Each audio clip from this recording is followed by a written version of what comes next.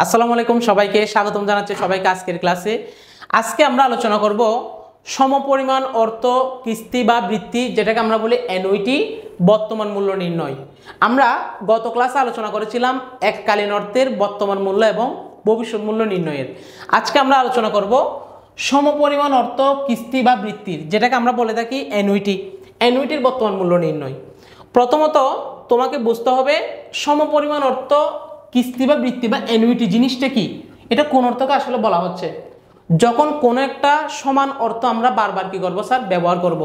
যেমন আমি যদি তোমাকে একটা উদাহরণ দিয়ে বলতে চাই, একটু খেয়াল করো ভালো করে।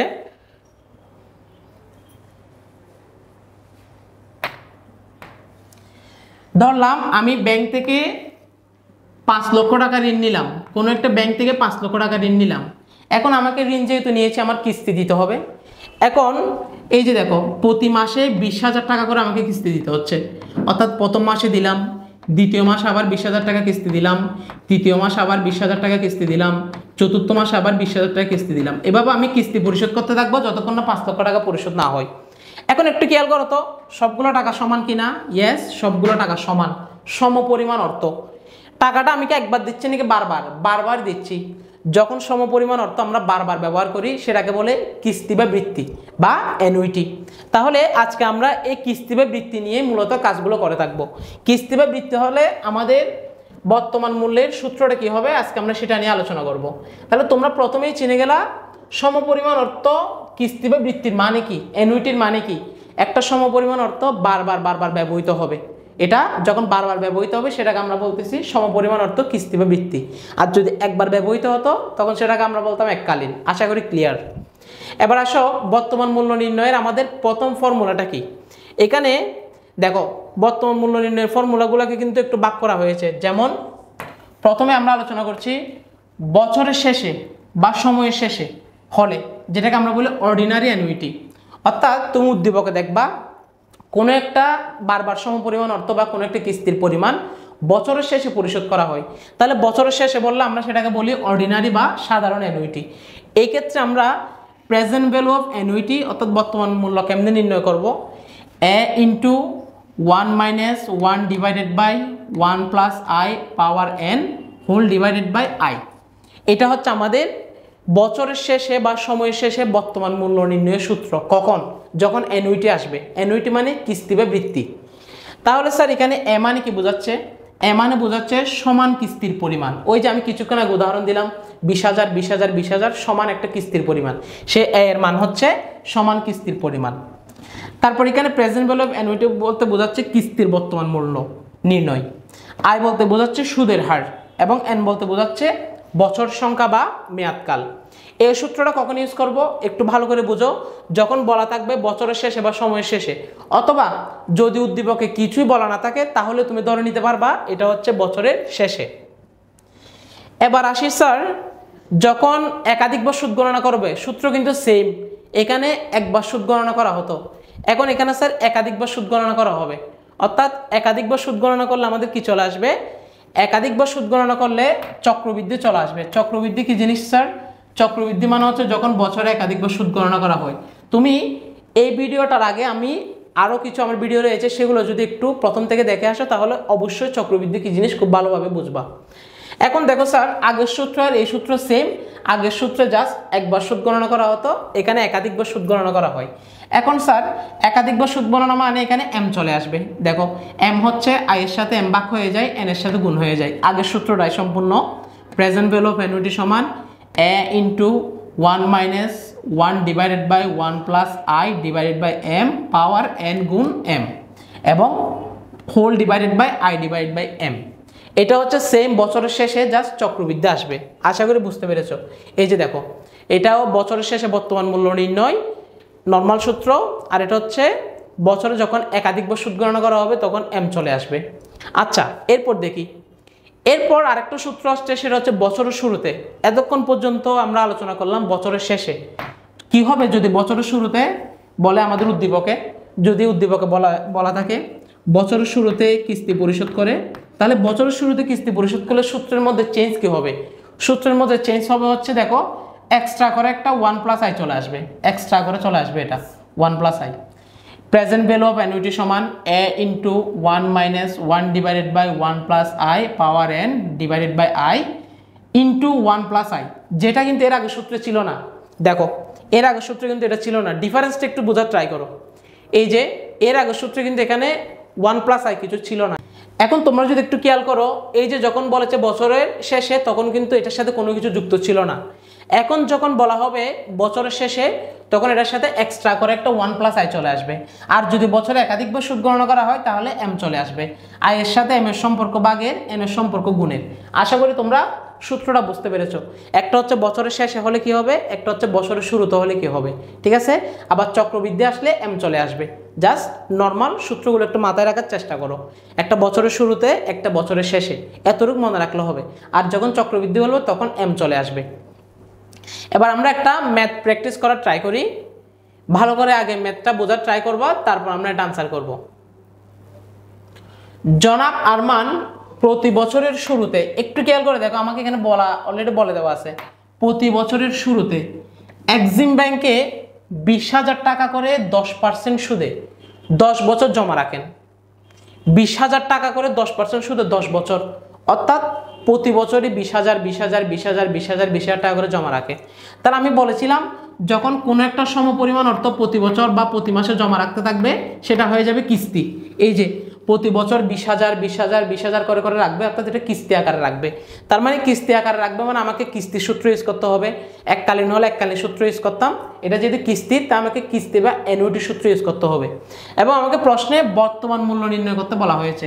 তাহলে দেখো স্যার, প্রথমত আমি আইডেন্টিফাই করে ফেললাম এখানে কিস্তির সূত্রটা হবে, এখানে হচ্ছে আমাদের কিস্তির সূত্র বর্তমান মূল্য, এবং এখানে বছরের শুরুতে বলে দেওয়া আছে। বছরের শুরুতে মানে কি বলেছিলাম, সূত্রে এক্সট্রা একটা কি আসবে, এক্সট্রা 1 প্লাস আই আসবে। এই যে দেখো আরেকটু মনে করিয়ে দিচ্ছি আমি তোমাদের, এই যে স্যার বছরের শুরুতে হলে কি হবে, এক্সট্রা 1 প্লাস আই চলে আসবে। চলো তাহলে আমরা বর্তমান মূল্যটা নির্ণয় করি। সবাই আমার সাথে খাতা কলম নাও, ক্যালকুলেটর নিয়ে বসো, একসাথে আমরা ম্যাথটা সলভ করি।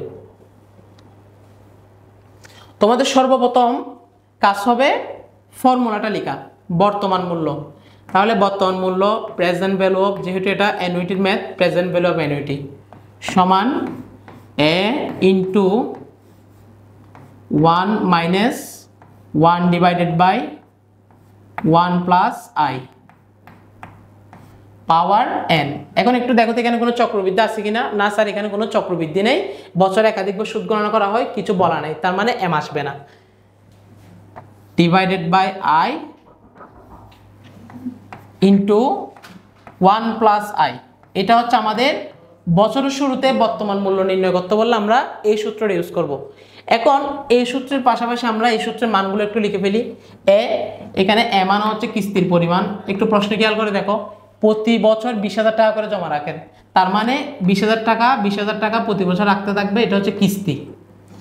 তারপর হচ্ছে স্যার আই, আই মানে হচ্ছে সুদের হার। সুদের হার আমাদের দেওয়া আছে 10% বা 0.12। এরপর আমাদের দেওয়া আছে এন, এন হচ্ছে বছরের সংখ্যা। এটা কয় বছর স্যার, এখানে দেওয়া আছে কিনা 10 বছর দেওয়া আছে, এন হচ্ছে 10 বছর। এখন আমরা আমাদের সূত্রে মানগুলো বসাবো। এর মান কত স্যার, 20,000, এই যে 20,000 বসালাম,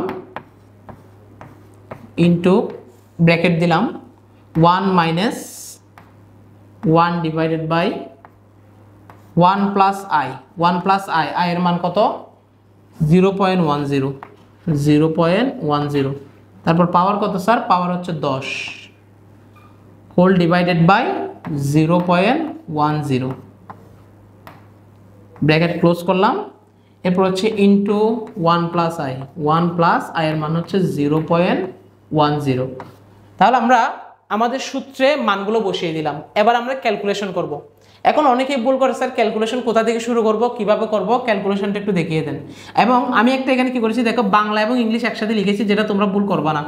বাংলা ইংলিশ একসাথে লিখবা না, হয় শুধু ইংলিশ লিখবা, না হলে শুধু বাংলা লিখবা, হয় শুধু ইংলিশ না হয় শুধু বাংলা। আমি ঠিক করে দিচ্ছি 1 প্লাস 0.10 পাওয়ার হচ্ছে 10। এই যে এখানে আমি আবার বাংলা লিখলাম, এটা ঠিক করে দিচ্ছি। এটা তোমরা ইংলিশে করলে ইংলিশে লিখবা, আর বাংলা হলে বাংলায় লিখবা, তাহলে আর ভুল হবে না। এখন প্রথমে কোন কাজটা করবো স্যার, এটা একটা প্রশ্ন না? প্রথমে আমি এই ব্র্যাকেটের কাজটা করব এবং পাওয়ারের কাজটা করব একসাথে। সবাই ক্যালকুলেটর নাও, একসাথে কাজটা করো।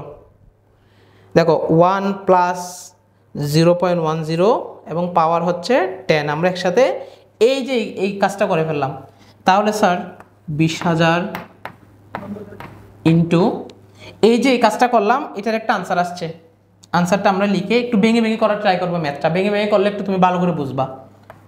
1 মাইনাস 1 ডিভাইডেড বাই এই যে এই কাজটা যে করলাম আমি ব্র্যাকেটের পুরো পাওয়ার সহ সেটার মান বসিয়ে দিচ্ছি 2.593742। আরও দশমিক আছে, আমি আপাতত 6 গণ নিলাম, ডিভাইডেড বাই 0.10। অর্থাৎ আমি ব্র্যাকেটের কাজটা করলাম। এরপর এখানে একসাথে এই কাজটা করে দিই, এটা যদি আমরা যোগ করে দিই তাহলে এটা হবে 1.10। এখন এরপর আমরা ক্যালকুলেটর দিয়ে বাকি কাজগুলো একসাথে করার ট্রাই করবো। এতটুকু পর্যন্ত আমরা ভেঙে করলাম, বাকি কাজটুকু এই পাশে করতেছি, দেখো কিভাবে। এখন আমি এই যে 1কে এটা দিয়ে ভাগ করবো, তারপর এটা থেকে 1 মাইনাস করে দিব, একসাথে করে ফেলবো। 1 ডিভাইডেড বাই 2.593742, তাহলে আমার আনসার আসছে 0.385। এখন আমি ওই আনসারটা থেকে 1 থেকে ওই আনসারটা মাইনাস করতে হবে, -1। তাহলে স্যার আমার এখানে আনসার আসবে হচ্ছে, এইদিকে রয়েছে